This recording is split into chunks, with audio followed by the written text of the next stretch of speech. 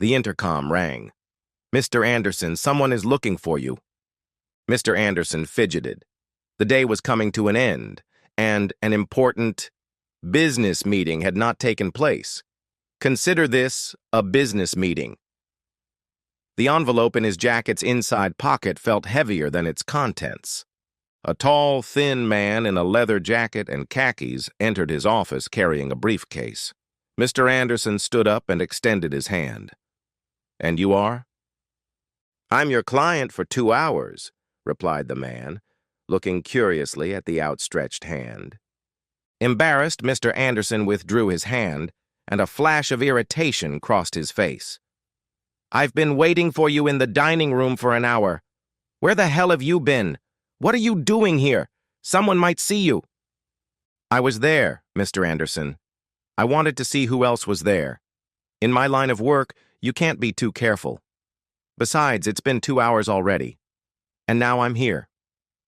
He took off his leather jacket before sitting down and folded it over the back of a chair. "I have a quick question about my fee." Without a word, Mr. Anderson passed the envelope from his jacket to the man across the table. The man grabbed it by the short edges and opened it with his thumbs. Bringing the envelope close to his nose, he inhaled deeply. "Ah, anger. $10,000 is a lot of anger, Mr. Anderson. And what do you want to buy today?" The moment of truth had arrived, and the businessman hesitated. "Didn't, Jacob tell you?" The man closed the envelope and slipped it into one of his briefcase pockets. "I wonder why a man who hires criminals suddenly becomes so shy when it comes to asking for what he wants." "You're not wearing a listening device?" Anderson asked suspiciously. "I am a modest and professional sociopath, Mr. Anderson. I am not a cop. Consider me the complete opposite of a priest. Nothing you say will shock me or cause me to disapprove. Here." He placed his left hand on his chest and raised his right. "I swear I won't be the first to reveal the subject of this conversation to anyone other than my business partner. Is that okay with you?" Not really. I was expecting someone more." "More?" "I don't know. Do you often meet with criminals, Mr. Anderson?" He started to light a cigarette. "No smoking here." Seeing the sarcastic look, he quickly explained, "It's a building rule." The man took a long drag and exhaled.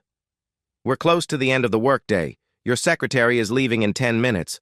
We're in a closed office. You just paid me $10,000, and you're arguing about whether I smoke? Take it as proof of my criminal good faith, Mr. Anderson." The man sighed. "What's your name? Are you sure Jacob sent you?" "What's in a name? Rose by any other?" "Never mind. I have many names. You can call me Curtis. We're beating around the bush, Mr. Anderson. What exactly do you want me to do?" Mr. Anderson swallowed. My wife. That whore. She was cheating on me, not just once, many times over the last 3 months, with that asshole from work. He left when I asked her. I want revenge." As he spoke, Curtis reached into his briefcase and began pulling out several folders. He paused at the last sentence. "Equal? You're paying me $10,000 to take her out?" He shrugged and flicked ash into the pen cup on Mr. Anderson's desk. The businessman bit his tongue. "I'm not usually in the pimping business, but I know a few girls. Do you want to run away with someone or go through a string of escort girls in front of her? In my experience, most women suffer more from emotional attachment if you get a girlfriend, but there's a subtle sense of insecurity from now having to compete with the imagined sexual prowess of your paid harem, especially considering she knows how much you're spending on it. Escort girls can be expensive. Like your savings? Some men like to hide these expenses in their accounts. It usually doesn't work when the books are audited." Curtis seemed rather bored. "What? Escort girls? Ran away? What are you talking about?" Curtis frowned and pursed his lips. "You said yourself that you wanted revenge. She cheated on you for 3 months. Now you can cheat on her for 3 months. Although that's a pretty high price to pay for a few dates. Usually people do that themselves. You've heard of Ashley Madison, haven't you? Are you an idiot? I don't want to cheat on her. Okay, I want to cheat on her, but I want her to pay. Curtis slapped his forehead. I'm stupid. You don't want to cheat. You want to get more. He pointed at the man. I love how you believe. Nothing brings success like excess. Much more animated, he pulled a new notepad and a stack of manila folders from his side pockets. Now, it's a little more complicated since you've already encountered her, but that's easy to deal with during your move. I always advise my clients not to give up plausible deniability, but why cry over spilled milk? Did we talk about disappearance, maiming, mutilation? Just so you know, I don't do contract killings, although I can introduce you to some people. Now, as a full-service professional, we take care of some of the details that our, less knowledgeable employers might overlook. I'm leaning toward disappearances. I mean, why pay alimony when you can get away without it? Cleaner and much more concise. I have a few moving companies that can help you out. Let me know when the moving day is so I can book you as a VIP customer. Curtis winked at him as he handed him several brochures and a manila folder. Although it's a federal crime, I've singled out a few states with the lowest rates of solved kidnappings and murders, comparing them to FBI data on states with the fewest law enforcement officers, which means they're probably understaffed, and states with the highest caseloads, which probably means they're understaffed. Maybe one of them will appeal to you. I would start posting your resume as soon as possible, so we can get rid of this junk as soon as possible. How are your acting skills? You might want to work on them, as crying children tend to move even the most hardened officers. How about a shocked and bewildered expression? Can you do that? He looked at Mr. Anderson's current expression. Perfect. Move. What? Move where? I'm not going anywhere. That's why I called you. To take care of this. I can't raise any suspicions. Mr. Anderson began to protest loudly. I have a home. My children love their school. I could even be elected to the city council. Curtis looked up from his notes and looked at the businessman. Really? So, you're not going to move. I take back half of the bad things I thought about you. That's a brave choice. I admire your strength of will and fortitude. What? You've thought this through, haven't you? Shaking his head slightly, he muttered something that sounded like amateurs. Mr. Anderson, I can clear you of suspicion through legal channels. I can assure you that you will never be arrested, let alone tried. Suspicions. He began to lay out another stack of brochures and folders. Suspicions are more difficult to deal with.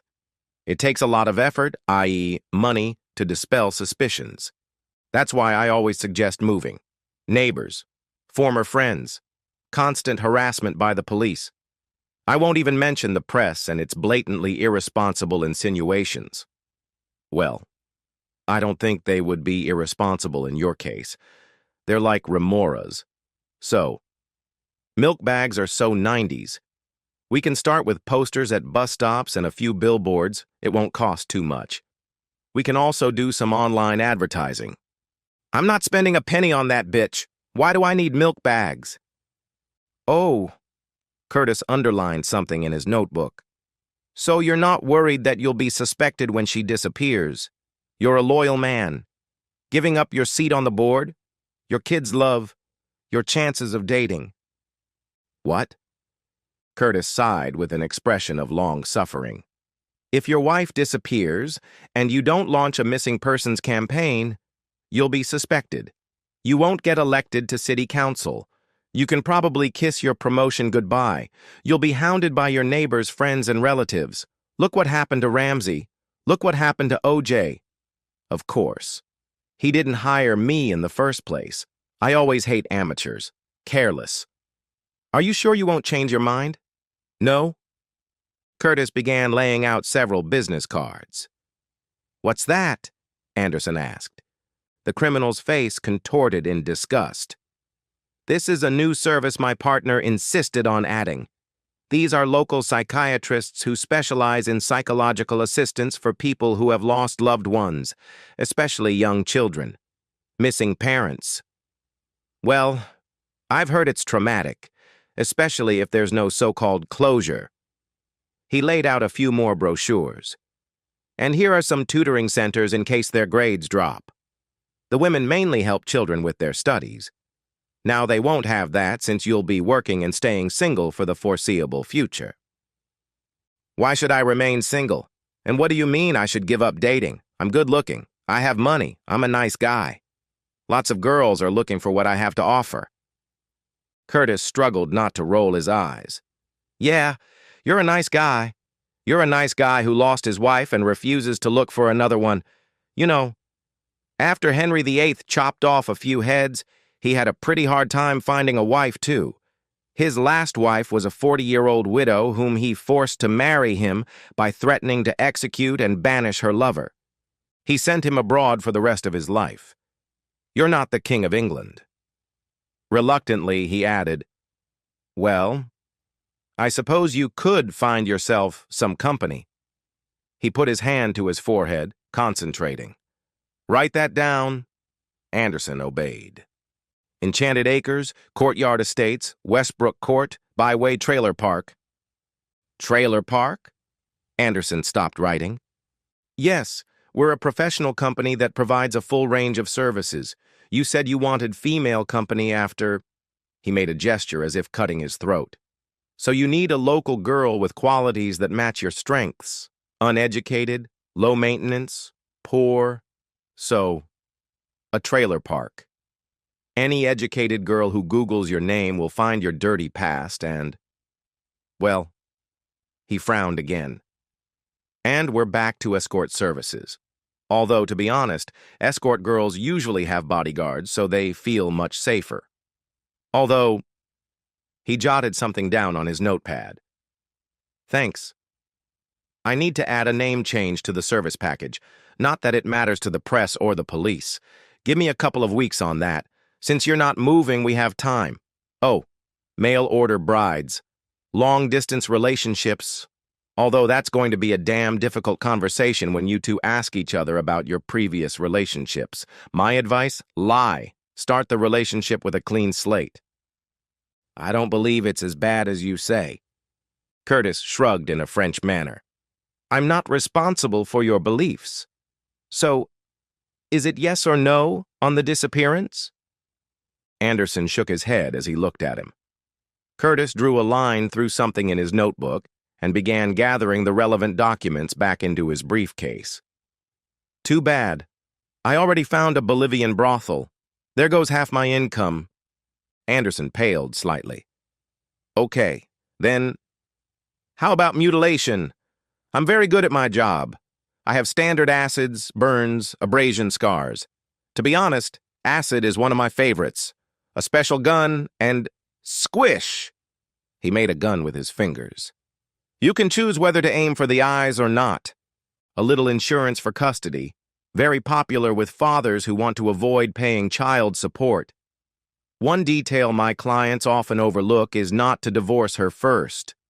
Do you have long-term care insurance as part of your work package? Seeing him shake his head, Curtis crossed something else off his notepad. Are you sure you don't want to move? Well, whether you move or not, you won't be able to get the kids, although maybe you should. Excuse me? Curtis looked at him again. She's alive. Do you really think she's an idiot? Do you believe she won't share her suspicions with her children if she ends up disabled or disfigured? Really? How will that look to them? Things like that don't get forgotten, Mr. Anderson. He began laying out a few more brochures. What's this? Oh, standard stuff for injury cases, prices for Kevlar vests, a list of security websites, alarms, window bars, some recommendations for guard dogs, firearms training. Standard stuff. How well do you sleep? Why the hell do I need this? Curtis blinked. If you do this, you're going to have to divorce her. I mean, come on. Are you going to sleep next to someone you just ordered to be disfigured? Do you believe she'll tolerate that? She'll come after you? Or her family will? Just like you. He glanced at the diplomas on the wall. I have to ask, do your parents believe that all that money spent on your education was not wasted? Wait a minute. Curtis raised his hands in a conciliatory gesture. I'm sorry.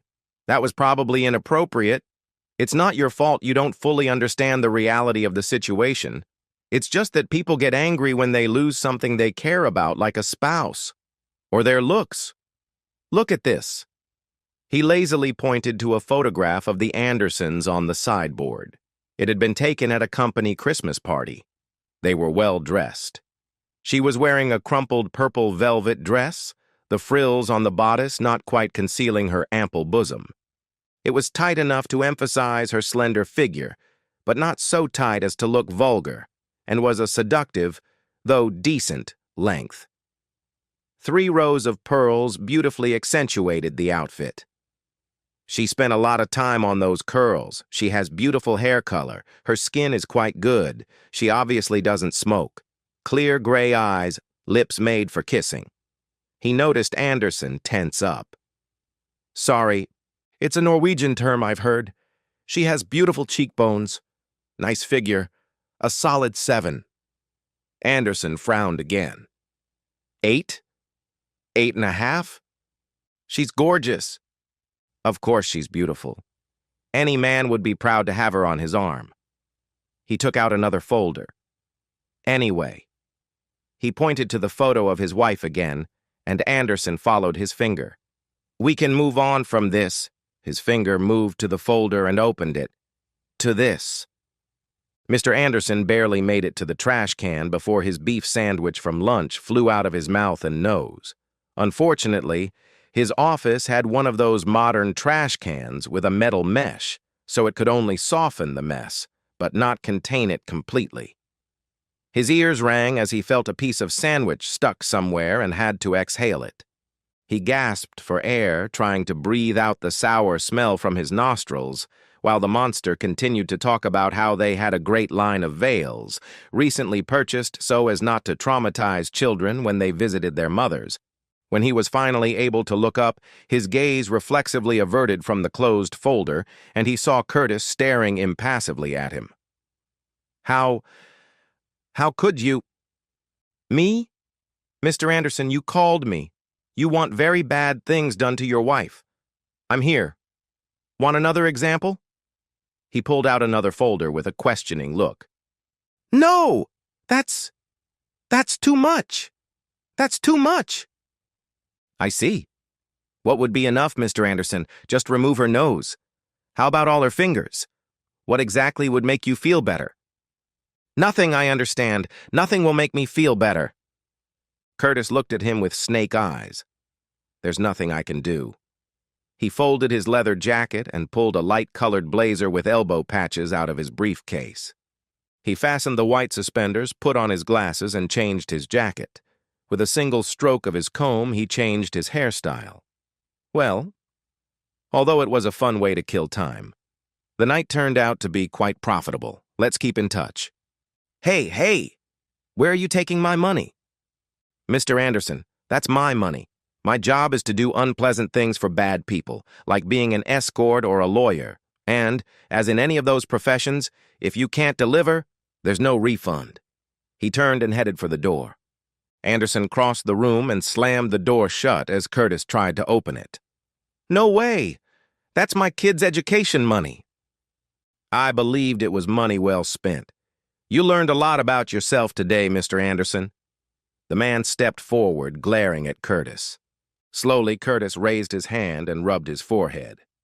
What's next? Are you going to attack me? The man you hired to commit violence? You're going to attack him? Good luck with that. Maybe I'll let you beat me up, and you'll be charged with assault and theft. How will you explain to your boss why you started a fight in your office? How will you explain who I am? Okay, I can see what's going through your head. You're going to call the police. They'll come. And then what? They'll arrest me for having money? You'll say I stole it? and I'll say you gave it to me. Then they'll want to know why a man in your position, with your reputation, has $10,000 in cash. They'll want to know how I know you, how I know you have money, and how we met here. Do you believe they would be interested in that? Did you believe your wife would be curious about that? And that's in the best case scenario. In the best case? Yes, in the best case. Because, Mr. Anderson, if I answer, excuse me, the questions of the authorities, I may be late for dinner. If my warm body isn't at the table, well, my partner has her opinion about people who meddle in her affairs, Mr. Anderson. She knows where you live. He reached into his pocket. Maybe I should leave you my psychiatrist's card, just in case they find your personal belongings. There's no good outcome for you here. I just want my money back and for you to get out of my life. I'm sure your wife wants her virtue back and you back in her life. Funny how things work out. You're stealing my money. That's exactly what I'm not doing. I'm hired. At your service, I might add. You paid me voluntarily. I offered you several ways I could satisfy your needs. You are in conflict. It's not my fault. Curtis could see that he was still unhappy. He frowned. Mr. Anderson, do you think I'm a bad person? Remembering the photo, he shuddered. Yes. As a professional, let me tell you, what she did to you was wrong.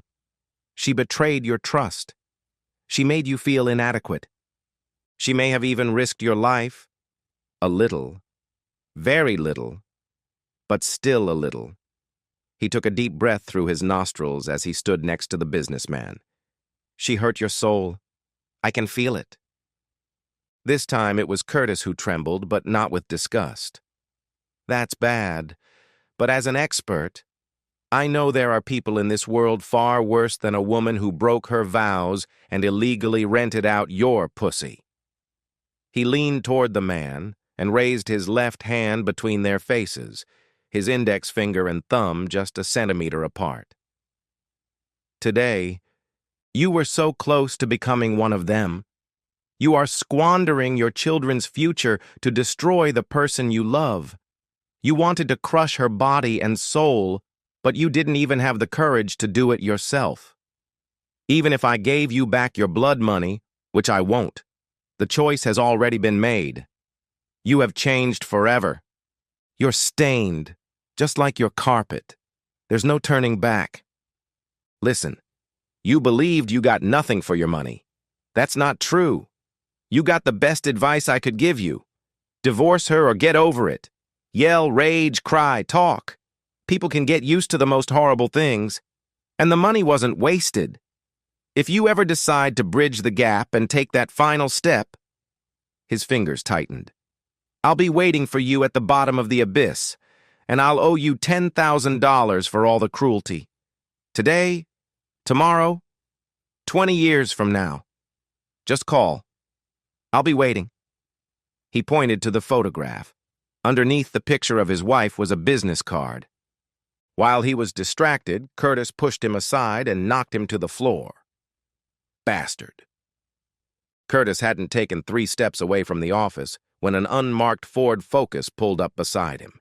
He hadn't even gotten his feet off the ground when the modified, high-powered engine roared and lurched forward. They made 3 quick left turns. She glanced in the rearview mirror, and he watched the large mirror on the sun visor on his side, looking for tracks. Finally, they pulled into an empty parking space, and she slid from the driver's seat onto his lap, wrapping her arms around him. She brushed her hair away from his eyes so he could see what she was doing as they kissed. When they finished, they looked intently into each other's eyes. "Hi," she said. "Hi," he replied, smiling her smile. "Dad brought home some grandmas today."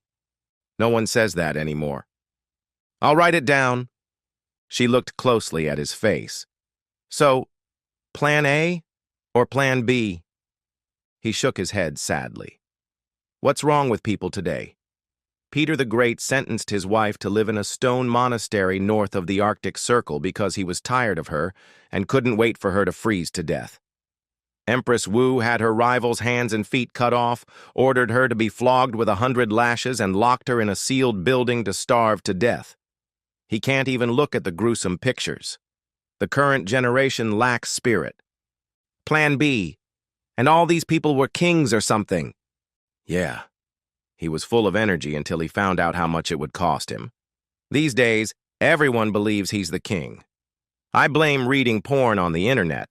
I blame the education system, but it's good for business. Stop being so disappointed. If you really wanted people to choose Plan A, you wouldn't use your disgusting sales tactics. I personally believe that my sales tactics are genius. He took out an envelope. It would be nice to get a call, but I'd rather spend his money than earn it. It only took a few simple truths. The truth will set you free? I think he figured it was worth a little extra, Curtis said, counting the money. So where are you going to go with this money?